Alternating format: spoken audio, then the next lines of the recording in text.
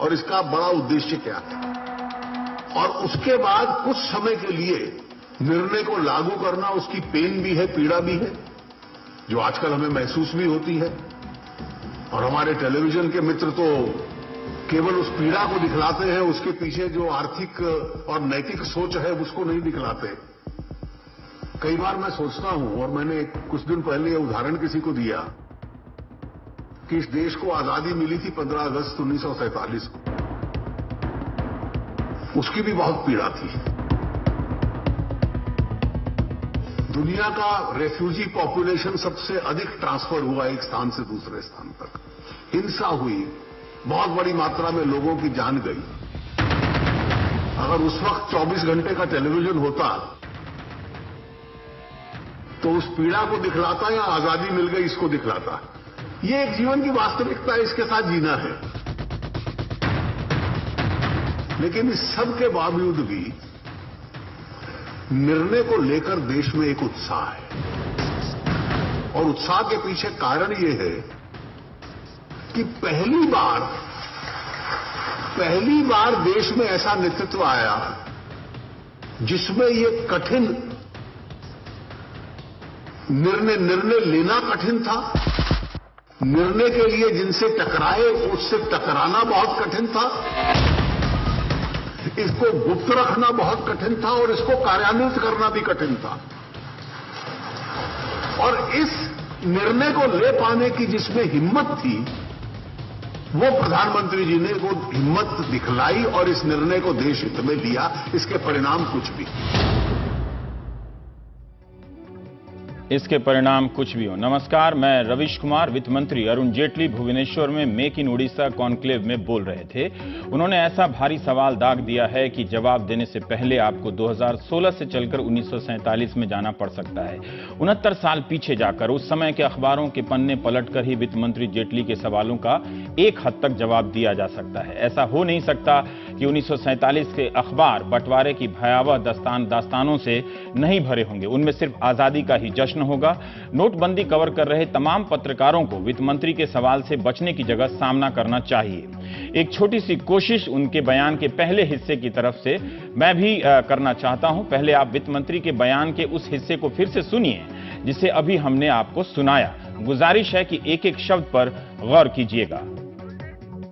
और इसका बड़ा उद्देश्य क्या है,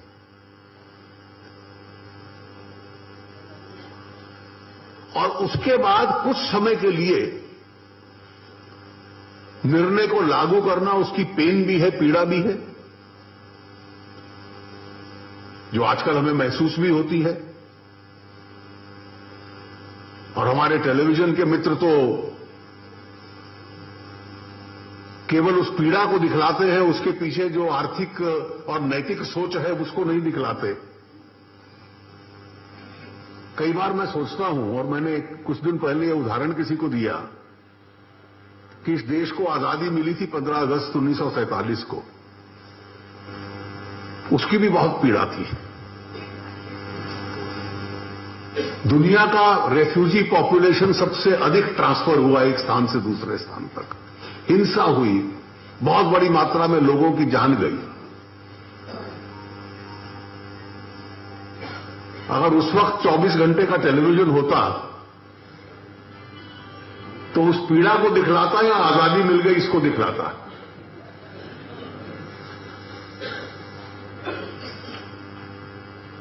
ये एक जीवन की वास्तविकता है, इसके साथ जीना है। जेटली जी ने कहा कि पीड़ा, हिंसा, पलायन ये सब जीवन की एक वास्तविकता है। उस वक्त का सहारा लेकर इस वक्त की तकलीफों के बारे में मंत्री जी ने ऐसा कहा। कम से कम उन्होंने ये नहीं कहा कि नोटबंदी से हो रही परेशानियां वास्तविकताएं नहीं हैं। उनकी शिकायत यह है कि फैसले के मकसद और असर को कम जगह मिल रही है। इस मकसद की तुलना वे आजादी के लम्हों से करते हैं। सरकार लगातार अपने विज्ञापनों और नेताओं, मंत्रियों के भाषणों के जरिए मकसद की बात रख रही है। उनके सांसद लोगों के बीच जा रहे हैं, सिखा भी रहे हैं। मकसद की बात लोगों तक पहुंची भी है। तभी तो बैंकों की कतार में खड़े लोग कह रहे हैं कि फैसला ऐतिहासिक है। बहुत से कहते भी हैं कि वे मोदी जी के साथ हैं। क्या यह बात लोगों तक सिर्फ सरकार के विज्ञापनों के जरिए ही पहुंची? क्या इसमें टीवी टीवी, रेडियो और अखबारों का कोई योगदान नहीं। आप दर्शकों को भी पूरा मूल्यांकन करना चाहिए कि नोटबंदी के बाद परेशानियों को ही जगह मिली या इस फैसले के मकसद को उसकी तुलना में कम जगह मिली।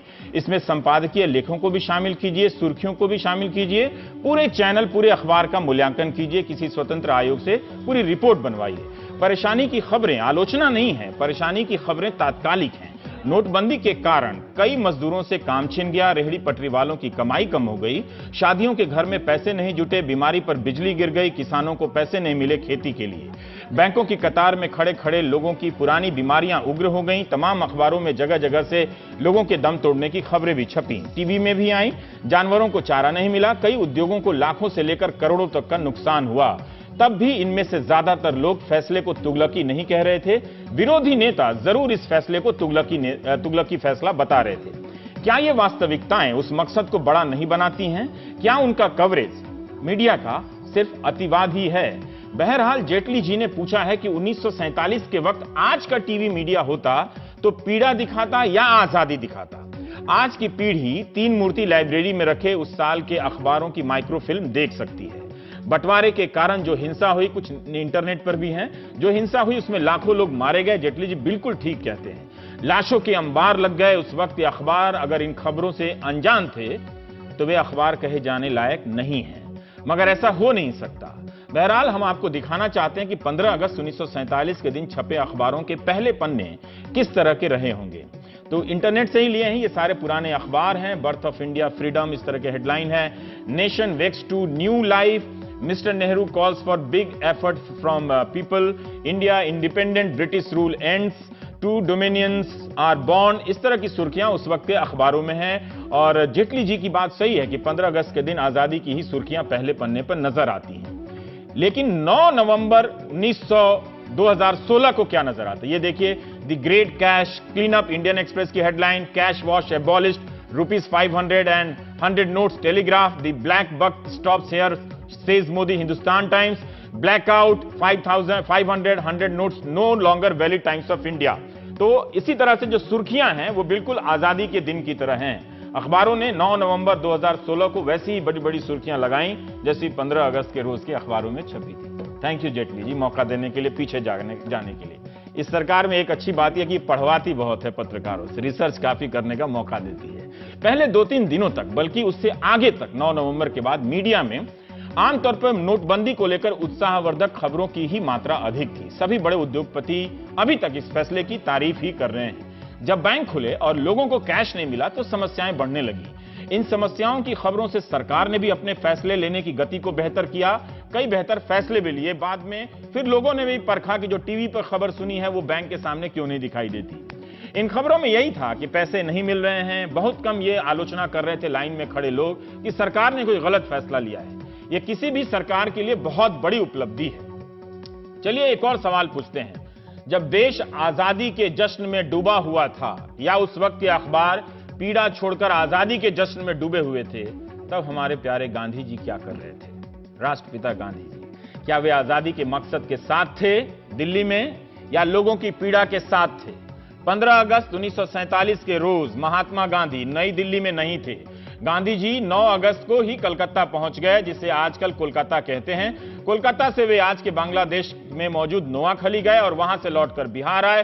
फिर सितंबर महीने में दिल्ली आ गए। जनवरी 1948 में दिल्ली के दंगे नहीं रुके तो आमरण अनशन पर बैठ गए। कलकत्ता में दंगे हो रहे थे और गांधी उन दंगों को शांत करने पहुंचे थे। गांधी ने किसी भी तरह के जश्न में शामिल होने से इनकार कर दिया। उन्होंने कहा कि मैं 15 अगस्त की खुशी नहीं मना सकता, मैं आपको धोखा नहीं दे सकता, लेकिन मैं यह भी नहीं कहूंगा कि आप जश्न ना मनाएं। दुर्भाग्य से जो आजादी हमें मिली है उसमें आने वाले भारत और पाकिस्तान के बीच भविष्य में टकराव के बीज हैं। वहां गांधी वापस जाओ के नारे लगते रहे, मगर फिर भी गांधी प्रार्थना सभा कर रहे थे। हिंदू मुस्लिम दंगों में पागल हो चुके, खतरनाक वहशी हो चुके लोगों को शांत करने के लिए फिर से इंसान बनाने में लगे रहे। 1916 से 1947 के बीच 31 साल तक जिस आंदोलन का उन्होंने नेतृत्व किया, जब वो आंदोलन आजादी के मुकाम पर पहुंचा तो गांधी उस जश्न से उन्होंने खुद को दूर कर लिया। उनकी कोशिश कामयाब हुई। थोड़े ही दिनों में दंगों का उफान शांत होने लगा। लॉर्ड माउंटबेटन ने कहा था कि पंजाब में 55,000 सैनिक तैनात थे, फिर भी वहां बड़े पैमाने पर दंगे होते रहे। बंगाल में एक ही सिपाही था, वहां दंगे रुक गए। गांधी के इस प्रसंग से जेटली जी को कुछ जवाब मिल सकता है, हम सबको भी कुछ सीखने को मिल सकता है, आज के नेता भी सीख सकते हैं। 15 अगस्त को जब नेहरू अपना ऐतिहासिक भाषण अंग्रेजी में पढ़ रहे थे, मध्य रात्रि को गांधी उपवास का ऐलान कर रहे थे, चरखा चला रहे थे, प्रार्थना कर रहे थे। आज के दौर में मीडिया विश्वसनीयता के घोर संकट से गुजर रहा है, उसकी साख की वापसी के आसार दिनों दिन कम होते जा रहे हैं। मुझे नहीं लगता कि अब लौटेंगे। तमाम राजनीतिक दलों के बड़े नेता छोटी मोटी आलोचनाओं को लेकर असहनशील होते जा रहे हैं। मीडिया सरकार की बात करे या जनता की बात करे या उसका संतुलन कैसा हो, यह एक चुनौती का काम है। नेताओं के साथ साथ उनके समर्थक भी आक्रामक होते जा रहे हैं। उस जनता को क्या जवाब दिया जाए जो कहती है कि मीडिया सिर्फ सरकार की बात करती है? उस सरकार से कैसे कहा जाए जिसे लगता है कि उसकी बात हो ही नहीं रही है? फिर से गांधी जी का सहारा लेता हूं। 15 अगस्त 1947 के बाद आता है 12 नवंबर 1947। इस दिन महात्मा गांधी पहली बार ऑल इंडिया रेडियो के स्टूडियो में पहुंचे। गांधी ने पहली बार और आखिरी बार रेडियो से संबोधन किया। गांधी जी को कुरुक्षेत्र जाना था, जहां वे पाकिस्तान से आए 2 लाख शरणार्थियों को संबोधित करना चाहते थे। वहां भी लोग उत्साहित थे कि गांधी जी आएंगे तो उनसे मिलकर अपनी पीड़ा बताएंगे, पीड़ा। लेकिन तभी घोषणा होती है कि कुछ कारणों से गांधी कुरुक्षेत्र नहीं जाएंगे और ऑल इंडिया रेडियो से संबोधित करेंगे। कुरुक्षेत्र के कैंप में टेबल पर रेडियो, मर्फी रेडियो का एक बड़ा वाला रेडियो रखा जाता है। उसके सामने लाउडस्पीकर रखा गया ताकि सब तक गांधी की आवाज पहुंचे। लगे कि गांधी बोल रहे हैं, इसलिए कुर्सी पर उनकी तस्वीर भी रख दी गई। गांधी ने रेडियो का इस्तेमाल आजादी के जश्न के लिए नहीं किया, बल्कि हिंसा और पलायन के शिकार लोगों की पीड़ा को सुकून देने के लिए किया। इसीलिए 12 नवंबर को जन प्रसारण दिवस के रूप में मनाया जाता है। 8 नवंबर को नोटबंदी हुई, उसके 4 दिन बाद 12 नवंबर को इस साल भी दिल्ली के इंडिया इंटरनेशनल सेंटर में जन प्रसारण दिवस मनाया गया। उस वक्त गांधी रेडियो को लेकर आश्वस्त नहीं थे। दूसरे विश्व युद्ध में रेडियो का इस्तेमाल प्रोपेगेंडा के लिए बहुत खतरनाक तरीके से हुआ था। मैं हिटलर का जिक्र नहीं करना चाहता, क्योंकि हिटलर का नाम आते ही हमारी राजनीतिक बहसें सड़क छाप हो जाती हैं। गांधी रेडियो को जरूरी नहीं मानते थे। उन्हें लगता था कि लोगों के बीच जाकर बात करना ही बेहतर है। वे नहीं चाहते थे कि रेडियो का प्रभाव इतना बढ़ जाए कि मशीन बड़ा हो जाए और व्यक्ति छोटा हो जाए। कहीं आज ये तो नहीं हो गया कि चैनल बड़े हो गए और लाखों करोड़ों लोग पीछे रह गए, आदमी छोटा हो गया, जैसे एंकर मसीहा हो गया, रिपोर्टर और उसकी खबरें धुआं धुआं। आम लोगों की खबरें गायब हैं, बड़े बड़े नेताओं के फालतू भाषण पर बहसें हो रही हैं। इसलिए 1947 के साल में रेडियो ने गुमशुदा लोगों को मिलाने का बड़ा उपयोगी काम भी किया। जरूरी नहीं कि आप गांधी की हर बात से सहमत ही हो, मैं एक जिक्र कर रहा हूं। गुमशुदा लोगों की जानकारियां खूब प्रसारित हुआ करती थी रेडियो से। लोग परेशान हैं, इसे सिर्फ जीवन की एक वास्तविकता कहने की सुविधा वित्त मंत्री के पास हो सकती है। लगातार कैश का आश्वासन दिया जा रहा है, लेकिन लोगों का अनुभव बैंकों के पास जाकर वैसा नहीं है। बैंकों के आगे सिर्फ कतारें नहीं हैं, बहुत सी ऐसी कहानियां हैं जो दर्ज होनी चाहिए।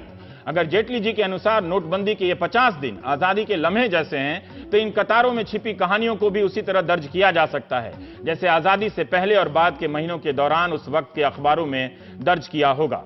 बैंकों के आगे कतारों की कहानियों से सरकार को भी मदद मिलेगी, उसके फैसलों में इसकी झलक मिलती है। हमारे सहयोगी सौरभ शुक्ला की मुलाकात हीरा देवी से हुई। आगरा से दिल्ली आकर हीरा देवी 2-3 घरों में काम करती हैं। उम्र के कारण इतना ही कर सकती हैं, हर घर से कैश ही मिलता है। हीरा देवी को आज किसी घर से सैलरी नहीं मिली। यही जवाब मिला कि 1 हफ्ते बाद ले लेना, 100-200 करके ले जाओ, अभी सारा पैसा नहीं मिलेगा। वे लोग भी रोज बैंक की लाइन में लगकर आ जा रहे हैं। जब उन्हें ही पैसे नहीं मिलेंगे तो हमें कहां से देंगे? हीरा देवी कितना समझती हैं। हीरा देवी की हालत खराब है। हम उनके घर तो नहीं गए, पर यकीन करते हैं कि वो सौरभ के कैमरे पर सही ही बोल रही होंगी। उन्होंने कहा कि उनके घर का राशन खत्म होने के कगार पर है। 8 तारीख के बाद से नवंबर तो किसी तरह गुजर गया, लेकिन दिसंबर की शुरुआत उन्हें मायूस करती है। तेल, साबुन कुछ भी नहीं है मेरे पास, तो कुछ भी नहीं है। इस टाइम तो मेरे सूखी रोटी बना के रख के आई टमाटर के साथ में। सूखी रोटी और टमाटर। हाँ जी। तो आज 1 तारीख को आप अपने घर शाम को खाली हाथ जाएंगी? खाली हाथ जाऊंगी। कितने घरों में काम करती हैं आप? कर रही हूँ 2-3 घर कर रही हूँ, ज्यादा नहीं कर रही हूँ मैं। 2-3 घर करेंगे। अभी तक किसी से पैसे नहीं मिले? किसी से भी नहीं मिले। क्या ये साधारण बात है कि हीरा देवी सूखी रोटी और टमाटर खाकर इस आजादी के लम्हे में अपना योगदान कर रही हैं?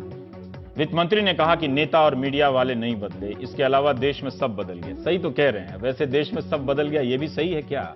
वैसे 500 के नोट को लेकर सरकार का फैसला 8 नवंबर से लेकर 1 दिसंबर तक कई बार बदल गया। 2 दिसंबर की आधी रात से 500 के नोट पेट्रोल पंप, गैस की दुकानों वगैरह में नहीं लिए जाएंगे। आप ठीक से सरकार के फैसले को देखिए, वेबसाइट पर है रिजर्व बैंक और पीआईबी के वेबसाइट पर, अखबारों में भी छपते हैं। पहले इसकी तारीख 15 दिसंबर तक थी, लेकिन 15 तारीख तक आप 500 के पुराने नोट से बस और रेल का टिकट खरीद सकते हैं, हवाई जहाज का नहीं। नेशनल हाईवे के टोल पर आप 3 से 15 दिसंबर तक 500 के पुराने नोट दे सकते हैं। अब आपको वहां फ्री सुविधा नहीं मिलेगी। अब आते हैं एक और खबर की तरफ। क्या सरकारी अधिकारी अपने मातहतों का इस्तेमाल कर रहे हैं नोट बदलवाने के लिए? दिल्ली में डीटीसी में ऐसा ही मामला आया, जिसकी जांच हो रही है। अखबारों में भी यह खबर छपी है। हरियाणा रोडवेज के दर्जनों कंडक्टरों ने अपने अधिकारियों पर इस बात का आरोप लगाया है कि उन पर दबाव डाला जा रहा है कि पुराने नोट के बदले 100 के नोट लाकर दो, जो यात्रियों से उन्हें मिल रहे हैं। यह रिपोर्ट हमारे सहयोगी हरिकिशन ने भेजी है। दिल्ली के कश्मीरी गेट वाली आईएसबीटी में हरियाणा रोडवेज की ज्यादातर बसें खड़ी कर दी गईं। हरियाणा जाने वाली बसों के कंडक्टरों ने बसें खड़ी कर दी, धरने पर बैठ गए। इनका आरोप है कि 25 साल के नौजवान साथी सुंदर की हार्ट अटैक से मौत हो गई, क्योंकि फ्लाइंग स्क्वाड ऑफिसर ने कैश की तलाशी के लिए सुंदर के कपड़े उतरवा दिए। इससे अपमानित होकर सुंदर की हालत बिगड़ी, ये कंडक्टरों का आरोप है। कंडक्टर सिर्फ आरोप नहीं लगा रहे, बल्कि ऐसी बातें कह रहे हैं जिस पर सरकार को तुरंत ध्यान देना चाहिए। कंडक्टर बता रहे हैं कि दरअसल इस तरह की कार्रवाई उन पर दबाव बनाने के लिए होती है। अक्सर कंडक्टरों को रोजाना 10-15 हजार या 20 हजार तक की रकम 500 और 1000 के नोटों में देते हैं, जिन्हें शाम तक उन्हें 100 के नोटों में वापस करना होता है। आईएसबीटी पर 2 तरह के काउंटर हैं, एक तो जहां टिकट कटते हैं, दूसरे जहां टिकटों की एडवांस बुकिंग होती है। हरियाणा के परिवहन मंत्री ने कंडक्टरों की बात मान ली है और प्राइम टाइम शुरू होने से पहले खबर आई कि धरना खत्म हो गया। सुंदर को 10 लाख मुआवजा मिलेगा, पत्नी को नौकरी और 6 और अधिकारियों के खिलाफ वो अगले दिन कार्रवाई करेंगे। ये दबाव होता है कि बंदे नोट लो और 100 के दो, ये हमको देने पड़ेंगे जब अधिकारियों में दावा तो हमने दिए ही इनको। ये बात है जी। उसके प्रेशर डाल दिया, वो प्रेशर में वो भाई का आज वो उसने पैसे नहीं दिए, तो फिर आज वो उसको कैश चेक किया है, 2-3 बार उसका कैश चेक हुआ है, उसकी पैंट तक निकाल दी, उसका पूरा दबाव देके उसको बेचारे को काउंटर में उस अधिकारी निकलते निकलते ऐसे मुंह करके वो वहीं पड़ गया, दिमागी सदमा हो गया उसको। ये हुआ आज। ये अधिकारी किस तरह से अपने पुराने नोट बदलवाते हैं? बदलवाते जी, हमारे जेब में डाल दिया 20,000 रुपये, आप पकड़ो 20 ये लो 20 वो लो, और हमको 20-20 हजार रुपये दो, शाम को 100 को दो, और ये 500 के कैश में जमा करवाओ। इसका ब्यौरा होना चाहिए पूरा जी। जब से नोटबंदी हुई है वो ऊपर कितनी जमा हुई है राशि 100 की। बात में तो दम है। अब देखते हैं हरियाणा के परिवहन मंत्री इन कंडक्टरों की बातों को जांच की शक्ल में किस हद तक बदलते हैं। सरकार ने कहा है कि काला धन के खिलाफ उसका अभियान नोटबंदी तक नहीं रुकेगा। सोने को लेकर बहुत सारी अफवाहें फैलाई जा रही थी, तो सरकार ने अपनी तरफ से बात रख दी है, स्पष्ट की है और बताया गया कि इनकम टैक्स कानून में किए संशोधन में पुश्तैनी गहनों या सोने की ऐसी ज्वेलरी पर, जवाहरात पर टैक्स नहीं लगेगा जो घोषित आय या डिक्लेयर्ड इनकम से खरीदी गई है। दरअसल ऐसी अफवाहें थी कि नए इनकम टैक्स बिल के बाद घर में रखा सोना भी जांच के दायरे में आएगा और छापे के दौरान यह जब्त किया जा सकता है। इन गलतफहमियों को दूर करने के लिए सरकार ने साफ किया है कि घोषित आय से खरीदे गए सोने पर भी कोई टैक्स नहीं लगेगा। छापा पड़ने की हालत में विवाहित महिला से 500 ग्राम सोने तक कोई पूछताछ नहीं होगी। ज्यादा होंगे तो क्या होगा हम नहीं बता सकते। इसी तरह अविवाहित महिला 250 ग्राम सोना रख सकेगी। किस तर्क से अविवाहित महिला को इतना रखने की छूट है वही जाने। पुरुष 100 ग्राम तक सोना रख सकेंगे। बैंकों के आगे एक तरह से ये पुरुष 100 ग्राम तक सोना रख सकेंगे। और एक और सूचना है, कई लोग पूछ रहे हैं कि अगर ज्यादा होगा तो क्या होगा। कई लोग पूछते हैं कि पुश्तैनी सोना ज्यादा भी हो सकता है, हमें अंदाजा नहीं, क्योंकि मैं इतना बता सकता हूं कि अपनी 20-22 साल की नौकरी में कभी सोने की दुकान में खरीदने नहीं गया, तो मैंने खरीदा नहीं, तो मुझे मालूम नहीं कि 500 ग्राम सोना कितना होता है। मैं अपनी बात बता रहा हूं। तो इसमें एक ही है कि जो ऑफिसर सर्च करेगा, रेड मारेगा, ये उसके विवेक पर निर्भर करेगा कि जो सोने की जो गहने हैं वो अगर ज्यादा मात्रा में पाए जाते हैं तो वो अपने विवेक से फैसला करेगा कि ये पुश्तैनी है या फिर खरीदा गया है। फिर वो उसके हिसाब से सीज करेगा या नहीं करेगा, ये उसके विवेक पर है। तो इसका क्या मतलब है ये लोग आप लोग समझिए, मैं बहुत सक्षम नहीं हूं। बैंकों के आगे कतार में खड़े लोगों में से किसकी कहानी क्या होगी कहना बहुत मुश्किल है। ये बुजुर्ग सुबह 11 बजे से कतार में खड़े मिले, 4 घंटे बाद भी जब पैसे नहीं मिले तो बताया घर में पत्नी का शव पड़ा है। अंतिम संस्कार के पैसे नहीं हैं, लेकिन बैंक वाले भीतर नहीं जाने दे रहे तो लाइन में खड़े हैं। मामले की गंभीरता देखकर एक और कोशिश की गई। बुजुर्ग पैसा लेकर अपने घर की तरफ दौड़ पड़ते हैं। एक शक भी होता है कि कहीं ये झूठ तो नहीं कह रहे हैं। कैमरा उस बुजुर्ग के घर तक पीछा करता है जहां मौत का मातम है। इतनी देर में दूसरे लोग किसी तरह संस्कार कर चुके थे। पता चला मौत कैंसर से हुई थी और घर में पैसे नहीं थी। अगर मीडिया ने ये पीड़ा दिखाकर गलती की है तो मैं माफी मांगता हूं। ब्रेक ले लेता हूं।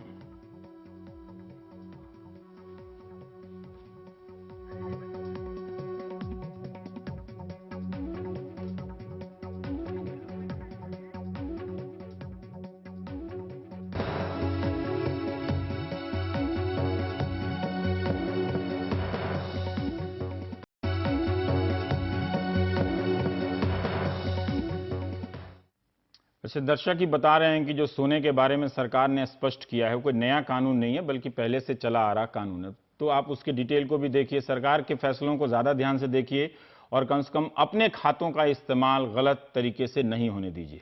बहरहाल सरकार कहती है कि वो अपनी पूरी कोशिश कर रही है कि हालात जल्द काबू में हों, कैश की कोई कमी नहीं है। बैंक कह रहे हैं कि उनके पास पैसे की कोई कमी नहीं है और लोगों को पैसा मिलेगा। लेकिन कतार में खड़े लोग 1 दिसंबर को जब वहां पहुंचे तो उन्हें क्या अनुभव हुआ, हमारे सहयोगी रविश रंजन शुक्ला की ये रिपोर्ट आप देखिए। 43 नंबर बीएन शर्मा, 44 नंबर गुलाब, यहाँ पे 45 नंबर सुरेश सिंह, 46 नंबर गौतम। आप इनके पीछे जाओ भैया लाइन में। नाम इसलिए पुकारा जा रहा है ताकि लाइन में किसी के साथ बेईमानी न हो। चितरंजन पार्क का यह नौजवान 5 बजे सुबह ही सादा पन्ना लेकर आ गया और सबके नाम लिखने लगा। नाम लिखाकर लोग आसपास ही घूमते रहे और 8 बजते ही सब लाइन में लगने लगे, क्योंकि 1-1.5 घंटे बाद बैंक ऑफ इंडिया का दरवाजा खुलने वाला था। रामकिशोर जी भी 7 बजे सुबह से ही आ गए थे। कतार में 12वें या 13वें नंबर पर खड़े थे। पीडब्ल्यूडी में ये मेट का काम करते हैं। तनख्वाह तो आ गई, लेकिन मिलेगी कि नहीं भरोसा नहीं था। हमारा सवाल ये भी था कि डेबिट कार्ड क्रेडिट कार्ड के इस जमाने में 3-4 घंटे लाइन में खड़े होने की क्या जरूरत थी। तो लाइन तो बड़ी लंबी लगी हुई है, निकाल पाएंगे तनख्वाह? देखो जी, अब नंबर आया, कोशिश तो सुबह 5 बजे के इसीलिए जल्दी आए हुए हैं, चाय पानी छोड़ करके। अच्छा, कि भाई खर्चा पानी भी चलाना है, बच्चों को चलाना, घर भी तो चलाना है। किस चीज की परेशानी हो रही है? क्योंकि ये तो कहा जा रहा है कि डिजिटल मनी होनी चाहिए, आपके पास में पेटीएम होना चाहिए, कैशलेस सुविधा होनी चाहिए। तो पेटीएम ओटीएम का सिस्टम आपने अभी तक बनाया नहीं लग रहा है? नहीं साहब, छोटी तनख्वाह उतनी हमारे घर में ही यूज हो जाती है। कोई ज्यादा हमारे पास 2 नंबर की कमाई तो है नहीं। जितना थोड़ा कमाते हैं उससे घर का गुजारा चलाना मुश्किल पड़ रहा है आजकल। दिल्ली के चितरंजन पार्क से मैं चला आया ओखला का इंडस्ट्रियल इलाका, जहां एक साथ 6 बैंक की शाखाएं हैं। इन बैंकों के नाम तो आप जानते ही होंगे। 30 तारीख तक सब ये दावा करते रहे कि कैश की कोई कमी नहीं है, लेकिन 1 दिसंबर की यह लाइन बताती है कि दावा कर देने से दर्द की दवा नहीं हो जाती है। 6 दिन से आ रहा हूँ, पैसे ही नहीं है बैंक में, कैश ही नहीं है। बस यहाँ पर ये लगा हुआ है कि अगर इम्पोर्टेंट एक नोटिस लगी हुई है कि अगर कोई भी शख्स मिसबिहेव करता पाया गया तो उसके खिलाफ कार्रवाई होगी, 3 साल तक की जेल हो सकती है। अब आप खुद सोचिए कि जिस शख्स का यहाँ पर अकाउंट होगा उसके आज तनख्वाह आई होगी और उसे पैसे की जरूरत होगी, तो इनके पास पिछले कई दिनों से पैसे नहीं है। तो आप सोच सकते हैं कि किस तरीके से लोगों का काम चल रहा होगा। ये तीसरा बैंक है जो कि यहाँ पर भी लाइन आप देख सकते हैं कि लंबी लगी हुई है। दोपहर के वक्त जैसे ही बक्सा वैन से उतरा, सबको लगने लगा कि कैश आ गया। वैसे ही जैसे बिजली आने पर सब चिल्लाते थे कि बिजली आ गई। पैसे नहीं आता। कौन से बैंक? नहीं, पैसे यहाँ इंडस में पूरा है। सब पूरा है। अभी पूछा गया, बोले टोकन बांट दिया, दोबारा नहीं बटेगा। ओखला में काम करने वाले सैकड़ों मजदूरों ने सुबह से ही लाइन में अपनी जगह बना ली थी। मालिक को भी पता था कि जो नहीं आया वो कहाँ गया होगा। सर कैश आ गया, बस आ रहा हूँ। देखो सर क्या परेशानी है, वहाँ जो फोन आ रहा है, बंदा झाँक रहा है। अब देखिए सर, कैश तो आ गया, कटने वाला है, स्टार्ट हो जाएगा, बस लेके आ जाऊंगा सर। लेकिन जैसे ही कैमरे पर निगाह पड़ी, जनाब भी हंसने लगे, उनके साथ बाकी लोग भी। कई लोगों ने बताया कि 5-5 घंटे से लाइन में लगे हैं, प्रधानमंत्री की सराहना भी कर रहे हैं, लेकिन अपनी तनख्वाह कैसे छोड़ दें। परेशान तो हम हैं, लेकिन फिर भी हम खुश हैं इस प्रोग्राम से कि ऐसा कि मोदी ने जो कुछ किया है बिल्कुल अच्छा किया है।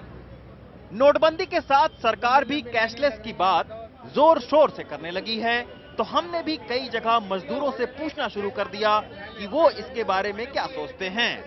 पेटीएम है किसी के पास यहाँ पर? बिल्कुल है। आपके पास है? एटीएम है।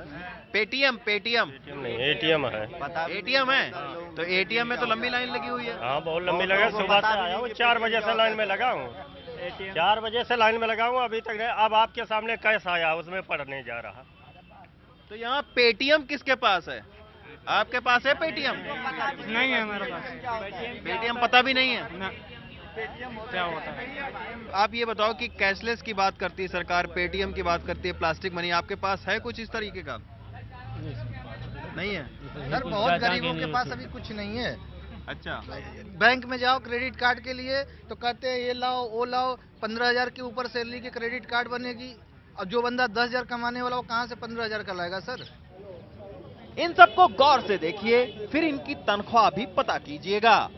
इतनी नहीं मिलती है कि महीने भर कार्ड से खर्च करते रहें। जो भी मिलता है उसका अधिकांश पहले हफ्ते में ही खर्च हो जाता है। आखिर 7-8 हजार की तनख्वाह को कतरे कतरे में कितने दिन कोई खर्च करेगा?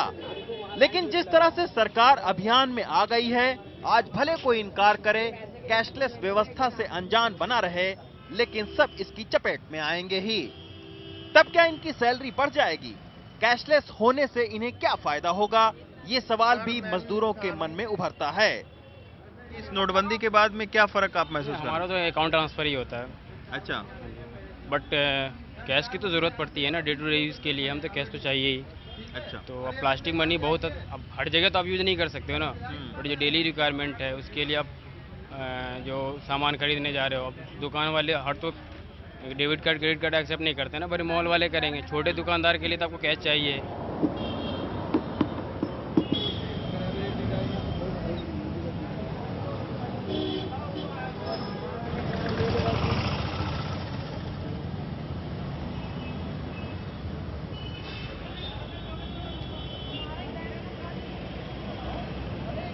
ओखला से मैं चला आया कालका जी, ये भी दक्षिणी दिल्ली का ही इलाका है। सिंडिकेट बैंक के बाहर डीटीसी के कर्मचारी अपनी सैलरी के लिए लाइन में लगे हैं। पैसों का पता नहीं, लेकिन पुलिस व्यवस्था बनाने में लगी हुई है। इधर कर लो मैडम, अब हमारे क्या हाथ में? वो हमारे हाथ में थोड़ी है मैडम, मेरे हाथ में थोड़ी है कुछ भी। बैंक वालों में 2 काउंटर चलवाए, 1 चला रखा था। काउंटर बढ़ने से क्या कैश भी बढ़ गया, या सिर्फ लाइन 2 हिस्सों में बंटकर छोटी हो गई? सर, बैंक में जो लगा हुआ लड़का वो इतना स्लो काम करता है, कुछ कहने की हद नहीं। टोकन 4.5 घंटे खड़े रहते हैं यहीं पर ही, ये पकड़ा देंगे टोकन, अगले दिन लाइन में लगे रहो। लेकिन इसका जवाब सुनीता जी ही दे सकती हैं। 7 बजे से लाइन में लगी थीं, हाथ टूटा हुआ है, सो लाइन से हटकर किनारे बैठ गईं। गोद में नाती सो रहा है, उनकी जगह उनकी बेटी लाइन में लगी है। 3 पीढ़ी बैंक की कतार में हैं कैश के लिए। आपकी बेटी लाइन में लगी हुई है? बेटी तो आप सुबह कब से लाइन में लगी हुई हैं? 7 बजे से आए। सुबह 7 बजे से? पैसा निकालना है? जमा करना है भी, निकालना भी है।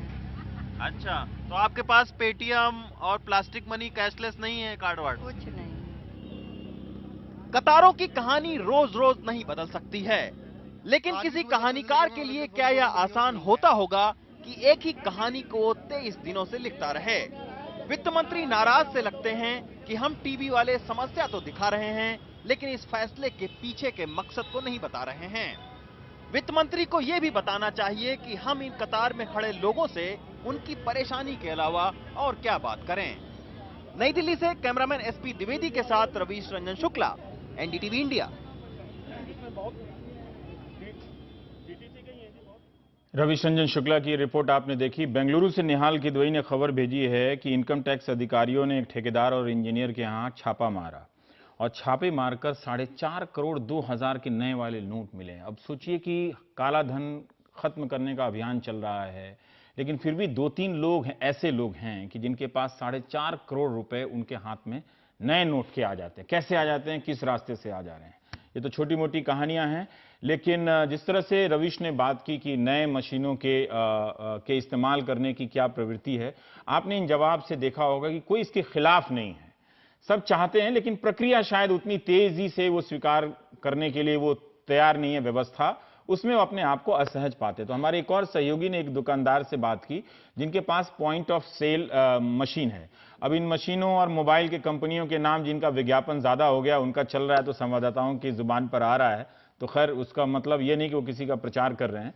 पर आप देखिए कि इस दुकानदार ने क्या बताया कि उसके यहाँ कितने ग्राहक उस स्वाइप मशीन से सौदा करते हैं, कितने ग्राहक कैश से सौदा करते हैं।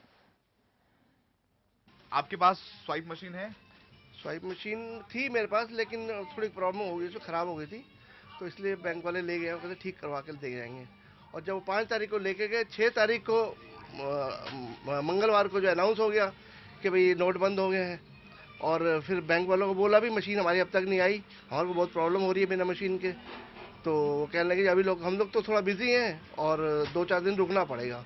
सर, आपके पास मशीन ना होने की वजह से कितना नुकसान झेलना पड़ता है? बहुत नुकसान हो रहा है। जो कस्टमर है कार्ड स्वाइप करना है, अब कार्ड मशीन खराब है और बिना मशीन के काम हो नहीं रहा।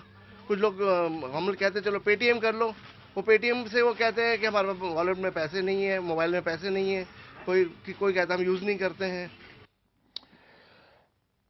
बड़ी संख्या में 500 और 1000 के नोट वापस बैंकों में पहुंच गए हैं। सवाल यह है कि इन नोटों का क्या होगा, सब मिट्टी हो जाएगा। ये बात नोटों पर भी लागू होती है। केरल में रद्दी बन चुके इन पुराने नोटों को एक प्लाईवुड कंपनी रिजर्व बैंक से खरीद रही है, वो भी इसी समय में। एक फैसले के आगे पीछे कितनी तरह की प्रक्रियाएं हो रही हैं, उनका इस्तेमाल प्लाईवुड बनाने में कर रही है कंपनी। वेस्टर्न इंडिया नाम की प्लाईवुड कंपनी 500 और 1000 के पुराने नोटों को गलाकर उनका पेपर पल्प तैयार करती है, उसे लकड़ी के पल्प में मिलाकर हार्डबोर्ड या सॉफ्ट बोर्ड बनाती है। पता नहीं इसे कौन खरीदेगा और कहां लगाएगा, लेकिन देखिए ये पंच तत्वों में विलीन तो नहीं हुआ, फिर भी आप कह सकते हैं तुम क्या लेकर आए थे जो साथ लेकर जाओगे। अब एक चिंता की बात है कि जब से नोटबंदी लागू हुई है, बड़े संख्या में जो मजदूर हैं, जो घरों में काम करती हैं, उनके मालिक उन्हें अपना कैश दे रहे हैं।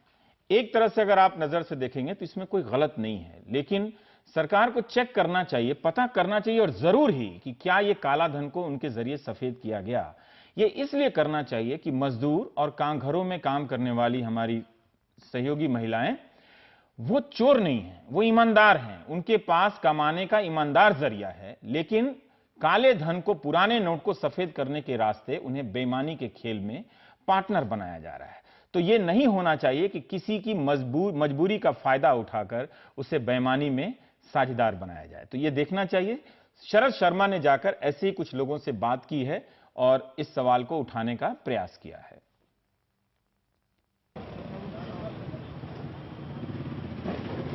दिल्ली का आनंद पर्वत इंडस्ट्रियल एरिया, तमाम तरह के छोटे मोटे उद्योग यहाँ फलते फूलते हैं। डाई, मोल्ड बनाने वाली फैक्ट्रियां खूब हैं।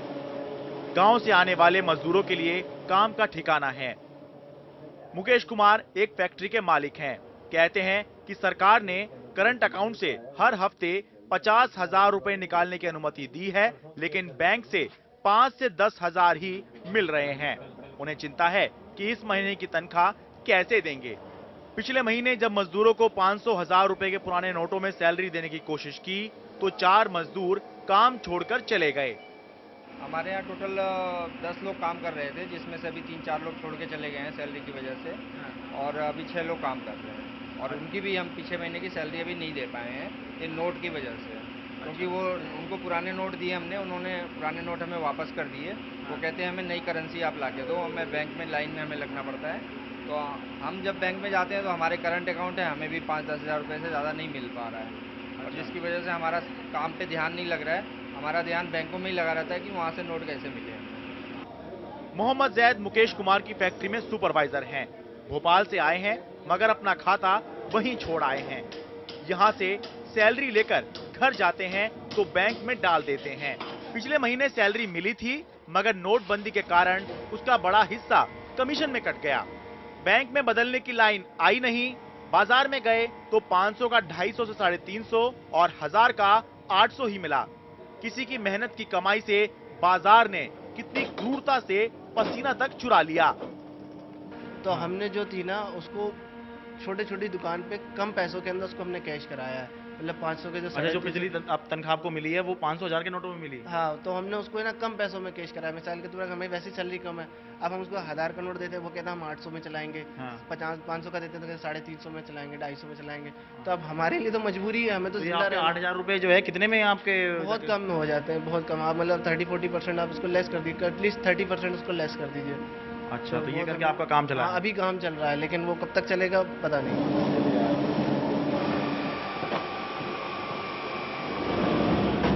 मोहम्मद फरहान तो दिल्ली के इंद्रलोक इलाके में रहते हैं। फरहान ने पिछले महीने 500,000 रुपए में सैलरी लेने से मना कर दिया। कहते हैं बैंक से कौन लाइन में लगकर निकालेगा, पूरे दिन लाइन में खड़े रहेंगे तो कई दिन में नंबर आएगा और हाथ कुछ खास नहीं आएगा, ऊपर से दिहाड़ी और मारी जाएगी। पुराने नोट हैं, वो हमें नहीं चाहिए। जो पुराने 500,000 वाले सर कहते हैं अकाउंट में ट्रांसफर कर देते हैं। अब हम अकाउंट में अगर ट्रांसफर कराएंगे तो लाइन में लगना पड़ेगा बैंक में, यहाँ काम नहीं कर पाएंगे।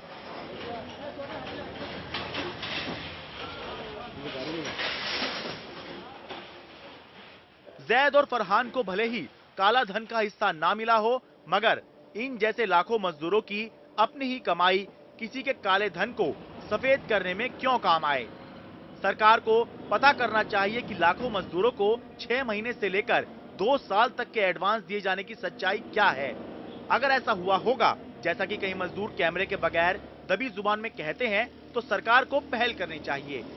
इन मजदूरों को काला धन के खेल में पार्टनर बनाया जा रहा है। सरकार बार बार चेतावनी दे रही है कि जनधन खातों का इस्तेमाल काला धन को सफेद करने में ना होने दें, लेकिन सरकार क्या ये कभी जान पाएगी कि बेकसूर मजदूरों को किस मजबूरी में शिकार बनाया गया है। क्या सभी मजदूर मना कर सकते हैं? क्या ऐसा हो सकता है कि जिन मजदूरों को 2 साल की सैलरी एक साथ मिली है, उसे सरकार काला धन घोषित कर कंपनियों और मालिकों से टैक्स वसूल ले और मजदूरों के पैसे से छेड़छाड़ ना करे, ताकि उन्हें इस अपराध बोध के साथ ना जीना पड़े कि जब देश काला धन को समाप्त कर रहा था तो उनकी मजबूरी का इस्तेमाल कर कोई अपना काला धन सफेद कर रहा था। दिल्ली से शरद शर्मा, एनडीटीवी इंडिया। ये वाकई शर्मनाक है और दुखद है कि जब एक अभियान चल रहा है तो उसमें कुछ बड़े अधिकारी अपने मातहत कर्मचारियों को मजबूर कर रहे हैं कि आप ले आकर पैसे जमा करें, एडवांस ले जाएं और इसके बदले में कुछ पैसा दें। बहुत सारी कामवालियां ये शिकायत भी कर रही हैं कि उनसे ये कहा गया कि आप 2.5 लाख रुपया ले आकर जमा करें और हमें 2 लाख दे दें। उनकी नज़र में उस काला धन वाला तो गिर ही गया होगा, लेकिन इतने सारे ईमानदार लोगों को एक बेईमान व्यवस्था का पार्टनर बनाना शायद ठीक नहीं है।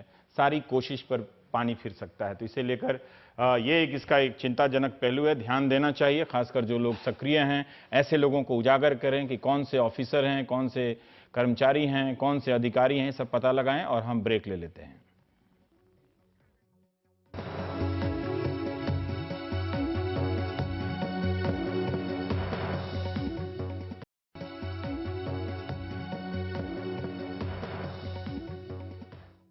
गुरुवार को तृणमूल कांग्रेस के सांसदों ने संसद में खासा हंगामा किया। मामला बुधवार शाम कोलकाता में इंडिगो की उस फ्लाइट की लैंडिंग में हुई देरी का था जिस पर ममता सवार थीं। ममता बनर्जी का हवाई जहाज कोलकाता एयरपोर्ट पर देरी से क्या उतरा, टीएमसी सांसदों ने संसद के दोनों सदनों को सर पर उठा लिया।